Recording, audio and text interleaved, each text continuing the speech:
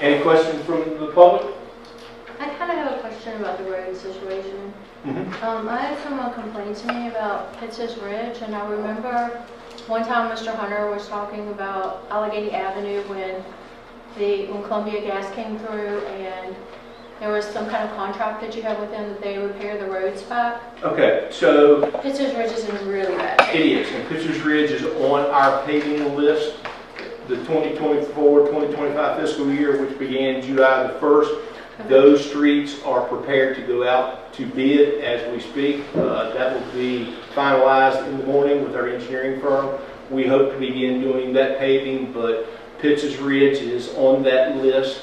Don't know about Route 18 out there. It is also in bad shape. Wildwood, as well as some other roads up in the Idlewild area. Parkland Heights has a couple roads that is on that list. The work with Columbia Gas, Allegheny Avenue, that was done. Majority of that was through Virginia Department of Transportation funding. The one cut that was made up there that Mr. Hunter made reference, Mr. Helton rather, also made reference to, it's in Public Works' hands. We cut across Allegheny Avenue, the city did. We fixed a drain up there and it has sunk, so we're responsible for fixing that. All the work you see going on around downtown, as I told in the beginning with the paving, Royal, Craig, Marion, Lexington is yet to come. They're cutting their swap to put their new lines in. What you see now is cold patch to just put a Band-Aid on it. Then they have a contractor that will come back in, mill that out, and put hot asphalt down on that. And that is to be done by cold weather. Is there like a time frame, like when they finish something, how long till they come back and fix things? The purpose of what they're doing down there right now with their contract paper is it makes sense for them to come back in, since they're all in close proximity to each other, to do them all at one time versus come up and do that little short stretch of Main that they did, because they did a short stretch of Main first. Then they just did a little block on Marion, rather than come up here and do that. I assure you, we sat down with Columbia Gas just about 2 weeks ago, and we have repetitive meetings with those folks, and they've been very good with us and work along. We also, in the name of our paving, we have already our paving plan for this fiscal year, and you've seen when we went through the budget process. We don't want to go out and pave not knowing where Columbia Gas is going to be. I always make a comment that the railroad over the world with Columbia Gas is running a close second. So you work along with them rather than against them. And so that's where we're at. So the time frame for that is short though, right? Because with all of the buses that will be on Marion and now all the extra traffic for the school coming in on that street, that's a lot of traffic. We have had that conversation, ma'am. I mean, I'm telling you, not more than 2 weeks ago, we sat down and we went through the schedule of our school.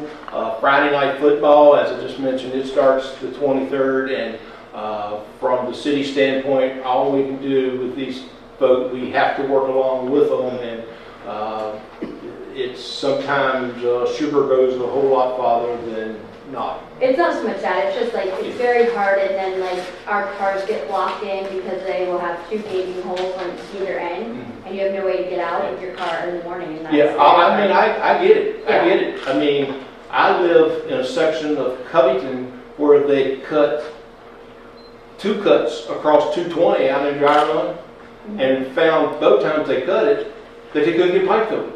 So they ended up taking pipe up through Hillcrest. Right. So now I have 2 places right in front of my house that could. Well, like they have like open holes where they're working. I know they're working. It's just my car's there, and now I have to go to work, and now I have 2 open holes. Like I said, I understand. And I'll make a point to get in touch with them tomorrow and let them know that we've got some citizen concerns. So thank you. And keep Alan, as a follow-up to that, when I inquired about the repair, I think that what I was told was that the gas company was going to resurface the side of the street that they had torn up.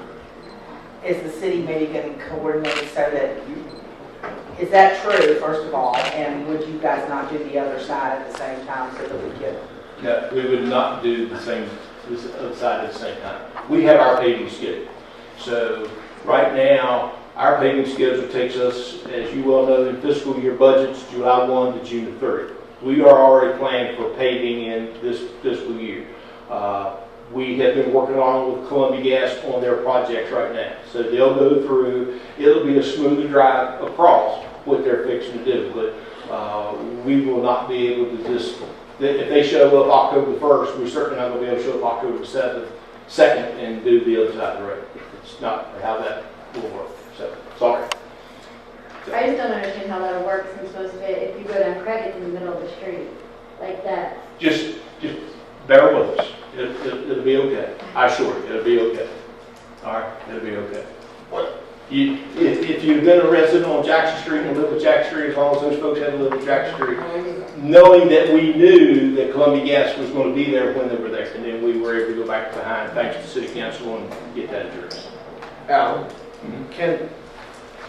I know cold patch and hot patch is completely different things, but the cold patching that they're doing on some of these streets is piss poor. It is.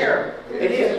And there's no sense in Columbia Gas leaving it like that. I understand. And I understand your situation, Yeah. but when you got people that's driving down these roads in these $30,000, $40,000 cars, like right up here on, right there at White and Jamison right there, there's a pothole right there. I don't know how the hell people ain't ready for ball times in the cars. I understand. And Columbia Gas ought to be held responsible for this. I do know what they are responsible for, and that's sending you a bill. Oh, yeah, and they get paid too. So, I mean, I always speak with them, and they know our concerns. Believe me when I tell you that I'm not a car buff, by no means. I know how to start them up, put gas in them. And I have a couple nice vehicles myself. But those people that have been here this weekend, they got some real standard vehicles. Now, vast majority of them come off that exit out there, 14, and they come into town. We routed everybody through 16. But the thing is, we shouldn't only be worried about these expensive, nice cars. We should also be worried about the single moms who can only afford the cars they can afford, and I can't afford. Ma'am, I worry about But I'm just saying, we need to have the same level of concern for the expensive cars and the people who are just doing their best. I understand. Believe me, Alan is concerned about each and every one of you sitting in here tonight. So, but anyway, sorry about all that with the paving, but it is what it is.